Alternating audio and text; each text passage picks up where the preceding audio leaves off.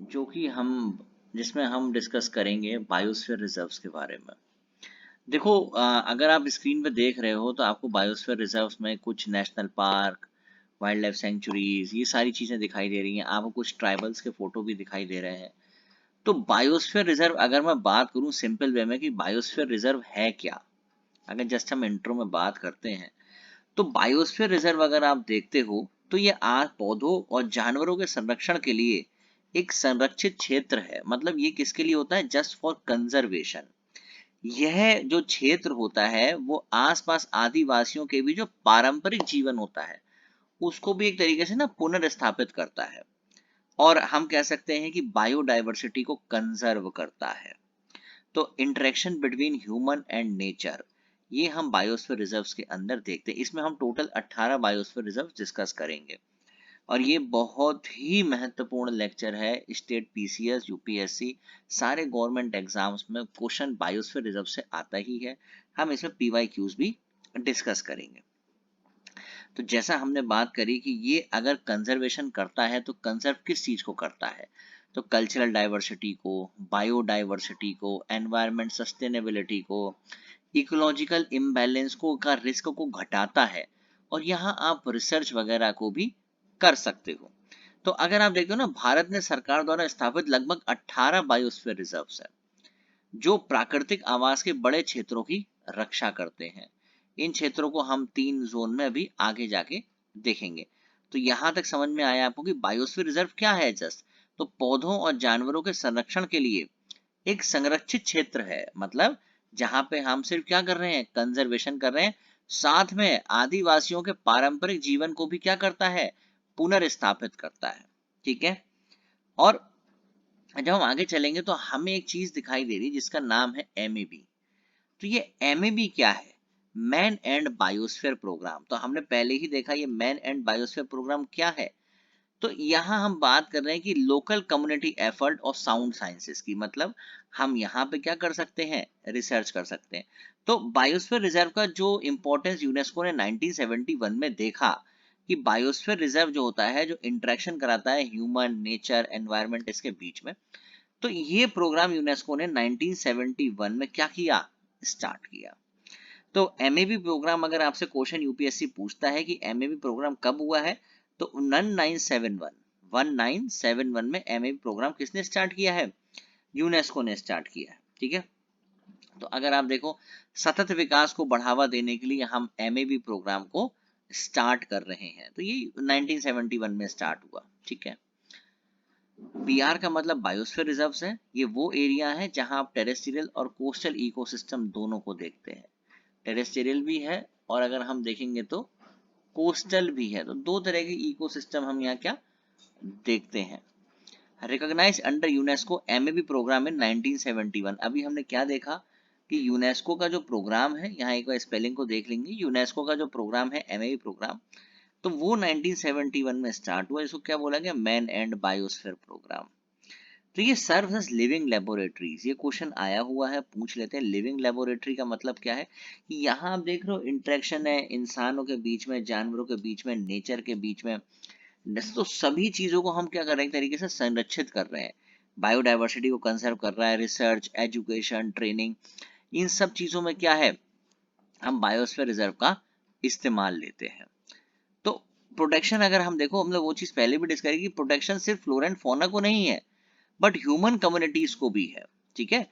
Who inhabit these regions and their ways of life, क्योंकि वो क्या है, कहीं ना कहीं उसी रीजन में आपस में इंटरेक्शन बढ़ा रहे हैं। तो भारत ने भी एमएबी प्रोग्राम के तहत, भारत ने भी इसको स्टार्ट किया कब? 1986 में।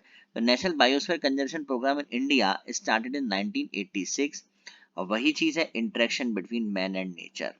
तो मैन और नेचर के बीच में जो इंटरेक्शन है वो यहाँ देखने वाली चीज है। इस तरीके से हम बैलेंस रिलेशनशिप रखेंगे बिटवीन मैनकाइंड एंड नेचर। अब जैसा आप स्क्रीन पर देख रहे हो, बायोस्फीयर रिजर्व के 3 जोन होते हैं: core, buffer, transition. Core zone वो जोन है जहां आप जा ही नहीं सकते, बिल्कुल ही, मतलब ह्यूमन इंटरफेरेंस होता ही नहीं है उसके अंदर। बफर एरिया अगर आप देखते हो, जो आपको एक लाइट ग्रीन कलर से दिखाई दे रहा है, यहाँ आप एजुकेशन है, रिसर्च है, टूरिज्म है, हल्का फुल्का आप कर सकते हो। कोर में भी आप रिसर्च कर सकते हो। ठीक है। ट्रांजिशन बिल्कुल बाहर का जोन है, यहाँ हर एक्टिविटी अलाउड होती है। तो बायोस्फीयर रिजर्व का जो कोर एरिया है वो सिर्फ रिसर्च के लिए होता है और किसी चीज के लिए नहीं। ठीक है, तो आप देख सकते हो कोर एरिया इनर मोस्ट होते हैं, फुल्ली रेस्ट्रिक्टेड जोन है ये। तो स्ट्रिक्टली प्रोटेक्टेड जोन है जहां पे आप कंजर्वेशन करते हैं कि इसका लैंडस्केप का, इकोसिस्टम का, स्पीसीज का, जेनेटिक वेरिएशंस। बफर जोन अगर आप देखते हो तो ये वो रीजन्स हैं, ये वो दे सराउंड और एडजॉइन द कोर एरियाज। ये किसके लिए यूज होते हैं? साउंड इकोलॉजिकल प्रैक्टिसेस हमने भी देखा, टूरिज्म, फिशिंग, ग्रेजिंग। तो ये हल्के फुल्के आप यहाँ यूज कर सकते हैं, लेकिन ट्रांजिशन जो होता है वो कोऑपरेशन का जोन कहलाता है। यहाँ पे ह्यूमन एक्टिविटीज अलाउड होती हैं। उसके बाद हमारे दिमाग में कभी कभी एक सवाल उठता है कि यार ये wild life sanctuary, national park, biosphere reserve, ये हैं तो एक ही जैसे, मतलब तो इसमें डिफरेंस क्या होता है? मतलब ये क्या डिफरेंस है इनके बीच में? तो हम देखते हैं वाइल्ड लाइफ सेंचुरी ना सिर्फ वाइल्ड एनिमल को प्रोटेक्ट करती है। तो अगर आप वाइल्ड लाइफ सेंचुरी की हम बात करें तो wild life sanctuary protect only wild animals. ठीक है, नाम से क्लियर हो गया। और अगर आप इसमें देखते हो तो this can be under the government और ओन्ड अंडर प्राइवेट एंटिटीज। तो इसमें प्राइवेट लोग भी इन्वॉल्व होते हैं और गवर्नमेंट भी इन्वॉल्व होती है। अब boundaries of the wild life sanctuaries are not fixed. इसकी जो बाउंड्रीज हैं वो फिक्स्ड नहीं होती हैं। ठीक है, यहाँ तक बात समझ में आई।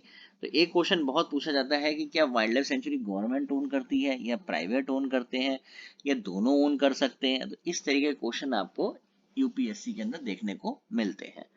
नेक्स्ट, नेशनल पार्क अगर आप देखते हो तो गवर्नमेंट की ही कंप्लीट पावर होती है किसकी? नेशनल पार्क पे। तो national park protect historical antiques, plants and animals under the complete ecosystem. Boundaries are fixed. इसकी जो अगर आप बाउंड्रीज देखते हो वो क्या है? फिक्स्ड है। The boundaries are fixed as per the government regulations. Next आता है biosphere reserve. Again biosphere reserve की आप बाउंड्री देखते हो तो क्या होती है? फिक्स्ड होती है। गवर्नमेंट ओन करती है बायोस्फीयर को। तो बायोस्फीयर रिजर्व का एरिया इन सब से क्या होता है? बड़ा होता है। तो बायोस्फीयर रिजर्व का जो एरिया है वो अगर आप देखोगे तो इन सब से क्या होता है? बड़ा होता है। ठीक है, तो comparative to both they have a large area. अब एक पीवाईक्यू देखते हैं बहुत मजेदार सा, which of the following is true about biosphere reserve. तो it protect large areas of natural habitat than a national park on a animal sanctuary. सही बात है। It protect human communities along with flora and fauna. ये तो बिल्कुल सही बात है, टू तो हम बहुत पहले से पढ़ते हुए आ रहे हैं। ठीक है, अगस्त्यमला बायोस्फीयर रिजर्व ये एमएबी का पार्ट है, based on the UNESCO MAB programme. तो ये भी सही है। तो हमारा इसमें आंसर क्या हो जाएगा? 1, 2 एंड 3। क्लियर हुई बात? यहां तक कोई दिक्कत? देखो ये हमें अच्छे से पता होना चाहिए कि इनके बेसिक इस टाइप के क्वेश्चंस, इसमें क्या डिफरेंस होता है, wild life sanctuary, biosphere reserve, national park, इनमें क्या डिफरेंसेस हमें देखने को मिलते हैं। नेक्स्ट क्वेश्चन आ रहा है, which one of the following is India's first mixed world heritage site. ये आप देखोगे तो हम कंचनजंगा नेशनल पार्क को हम क्या बोलते हैं? पहली मिक्स्ड वर्ल्ड हेरिटेज साइट है ये। अब बायोस्फीयर रिजर्व अगर आप देखोगे लगभग 18 बायोस्फीयर रिजर्व है इंडिया में, और सबसे पहला बायोस्फीयर रिजर्व स्टेब्लिश हुआ था 1986 में। और the gulf of Kutch biosphere reserve Gujarat is the India's largest biosphere reserve and Dibru in Assam is smallest. तो गल्फ ऑफ कच्छ जो बायोस्फीयर रिजर्व है वो आपका सबसे बड़ा बायोस्फीयर रिजर्व है, और डिब्रू वाला जो है वो सबसे छोटा बायोस्फीयर रिजर्व। तो 12 biosphere reserve designated under UNESCO. UNESCO के अंतर्गत अगर आप देखते हो तो 12 बायोस्फीयर रिजर्व क्या है उसके अंतर्गत आते हैं। ये लिस्ट है अपने पास, आपको ये सारे नाम पता होने चाहिए। ये वो बायोस्फीयर रिजर्व है, टोटल हमारे पास 18 बायोस्फीयर रिजर्व है, लेकिन ये वो 12 बायोस्फीयर रिजर्व हैं जो हमारे world network of biosphere reserve मतलब यूनेस्को के वर्ल्ड नेटवर्क में आते हैं। ये बहुत इंपॉर्टेंट है, पूछा जा सकता है कौन सा कब बना। और ये जो मैंने येलो से लिखा है ये इसीलिए अलग लिखा है क्योंकि 2020 में ये अलग से बना है। तो Panna tiger reserve to be included in the world network of biosphere reserve in 2020। तो अगर आप इसको देखते हो तो 2020 में पन्ना टाइगर रिजर्व हमारा यूनेस्को के प्रोग्राम में शामिल हुआ है। ठीक है, नेक्स्ट हमने क्या करा है, स्क्रीन पे हमारे पास 18 बायोस्फीयर रिजर्व हैं टोटल, लेकिन हमने 7, 7 और 4 करके इसको पढ़ेंगे, इससे जल्दी याद रहता है। जैसे कोल डेजर्ट हिमाचल प्रदेश, नंदा देवी उत्तराखंड, कंचनजंगा सिक्किम, देहांग और देबांग अरुणाचल प्रदेश, मानस इन आसाम, डिब्रू इन आसाम एंड नोक्रेक इन मेघालय। नोक्रेक अगर आप देखते हो तो कहाँ पे है, मेघालय में है। फिर Panna again MP, Pachmarhi MP, Achanakmar Amarkantak MP, Kutch Gujarat. तो कच्छ का जो है हमने पढ़ा था कि सबसे बड़ा एरिया कवर करता है कच्छ इन गुजरात, सिमलीपाल उड़ीसा, सुंदरबन वेस्ट बंगाल एंड शेषाचलम आंध्र प्रदेश। अगस्त्यमाल्या हमने अभी पीछे देखा था, तो ये सबसे पहली बार इंक्लूड हुआ है। तो अगस्त्यमाल्या हमारा ट्राई जंक्शन पे है, कर्नाटका तमिलनाडु केरला के। नीलगिरी हमारा तमिलनाडु केरला के उस पे है, बॉर्डर पे, ये पहली बार इंक्लूड हुआ है। गल्फ ऑफ मन्नार तमिलनाडु और ग्रेट निकोबार अंडमान एंड निकोबार। इसको बार बार देखना, आपको 7-7-4 के रेशो में आसानी से याद हो जाएगा ये बायोस्फीयर रिजर्व्स क्या क्या है। अब नीलगिरी बायोस्फीयर रिजर्व की अगर हम बात करते हैं, 1986 में आया on tri junction of Tamil Nadu Kerala Karnataka. ये प्रोटेक्टेड एरियाज है। अब देखो इन प्रोटेक्टेड एरियाज में अगर आप देखते हो, बांदीपुर, नागरहोल, वायनाड, मुकुर्थी और साइलेंट वैली, ये सारे ही नेशनल पार्क इंपॉर्टेंट है। तो ये इस बायोस्फीयर रिजर्व के अंतर्गत आते हैं और ये बायोस्फीयर रिजर्व इनको क्या करता है, प्रोटेक्शन देता है। लास्ट में देखो क्या लिखा है, यूनेस्को ने इस बायोस्फीयर रिजर्व को अपने में शामिल किया है कब, इन द ईयर 2000 में। अगर आप स्क्रीन पर देख रहे हो तो आपको नीलगिरी बायोस्फीयर रिजर्व में बायोडायवर्सिटी दिखेगी, नीलगिरी तहार और लॉयन टेल्ड मकाओ साफ साफ दिख रहा है आपको। तो ये बेसिकली अगर आप देखोगे तो फौना स्पीशीज है। ये बहुत पूछे जाते हैं कि नीलगिरी तहार या लॉयन टेल्ड मकाओ हमें कौन से बायोस्फीयर रिजर्व या कौन से नेशनल पार्क में देखने को मिलते हैं। तो इसका अगेन आंसर क्या हो जाएगा, नीलगिरी बायोस्फीयर रिजर्व। ठीक है। Next, gulf of Mannar biosphere reserve 1989 में स्टेब्लिश हुआ। पहला मैरीन बायोस्फीयर रिजर्व है, क्योंकि हमने क्या देखा था, जो बायोस्फीयर रिजर्व होते हैं वो टेरेस्ट्रियल भी हो सकते हैं और कोस्टल भी हो सकते हैं। इनका अगर आप एरिया देखते हो, एलओसी मतलब हो गया लोकेशन, तो वो तमिलनाडु है। प्रोटेक्टेड एरिया इसमें गल्फ ऑफ मन्नार का मरीन नेशनल पार्क आता है। यूनेस्को ने इसको 2001 में अपने में शामिल किया है। नेक्स्ट, बहुत सुंदर सी इमेजेस हैं, सी काऊ की आप देख रहे हो, सी कुकुम्बर की देख रहे हो, ग्रीन सी टर्टल की इमेज देख रहे हो। तो ये जितनी भी इमेजेस हैं ये सब हमें याद रखने हैं, क्योंकि मैंने वही स्पेसिफिक लिए हैं जो आपसे पेपर में पूछे जाते हैं कि भाई बताओ ये स्पीशी कहाँ की है, ये स्पीशी कहाँ की है। तो वो हमें इतना पता होना चाहिए। ठीक है। Next, great Nicobar reserves. Great Nicobar अगर आप देखोगे नाम से क्लियर है, अंडमान निकोबार में और सबसे सदर्न मोस्ट है। ठीक है। और 85% एरिया जो ग्रेट निकोबार का है वो बायोस्फीयर रिजर्व्स के अंतर्गत ही कंट्रोल होता है। अगर आप इसको हमने कब शामिल किया है, 2013 में यूनेस्को ने शामिल किया है। यहाँ पे भी दो नेशनल पार्क इसके अंतर्गत आते हैं, एक है आपका कैंपबेल नेशनल पार्क और एक है गैलिथिया नेशनल पार्क। आप देख सकते हो ग्रेट निकोबार में ये ट्री श्रीव जरूर पूछा जाता है, निकोबार श्रीव के नाम से पूछा जाता है, निकोबार स्क्रफोल ये भी आपसे पूछे जाते हैं। अगस्त्यमाला बायोस्फीयर रिजर्व अगर आप देखते हो 2001 में एस्टेब्लिश हुआ, केरला तमिलनाडु नाम से ही क्लियर हो रहा है। प्रोटेक्टेड एरिया भी पेपार और नेयार, ये नाम से ही क्लियर है, ये कहाँ हो सकती है जगह, केरला और तमिलनाडु के अंतर्गत।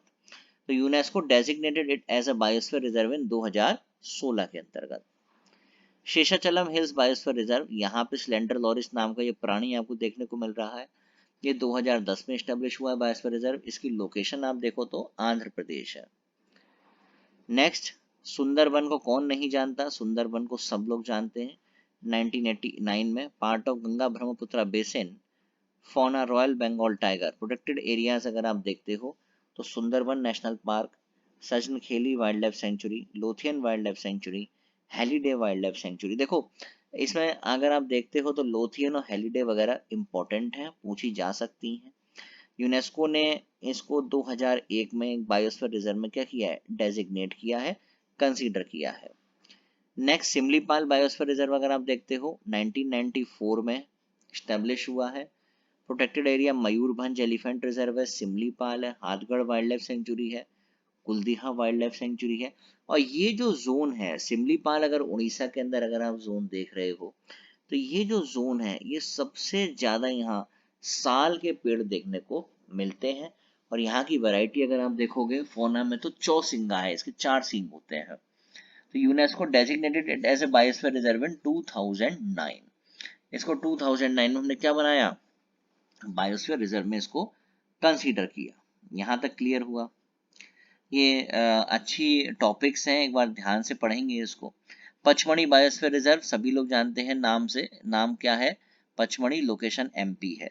यहाँ आपसे बोरी सेंचुरी पूछा गया था एक बार, बोरी सेंचुरी थोड़ा ध्यान रखेंगे। और यहाँ पे हमें ये चील देखने को मिलती है, इसका नाम है स्पाइलोरिनिस चीला, या आप चील भी बोल सकते हो। इसको भी हमने यूनेस्को ने अपने में कंसीडर किया है इन 2009 में। नेक्स्ट पन्ना बायोस्फीयर रिजर्व। पन्ना के अंदर अगर आप देखते हो 1981 में स्टैब्लिश हुआ। पन्ना अगेन एमपी में है, केन रिवर है वहां, उसके आसपास हमारा पन्ना बायोस्फीयर रिजर्व है।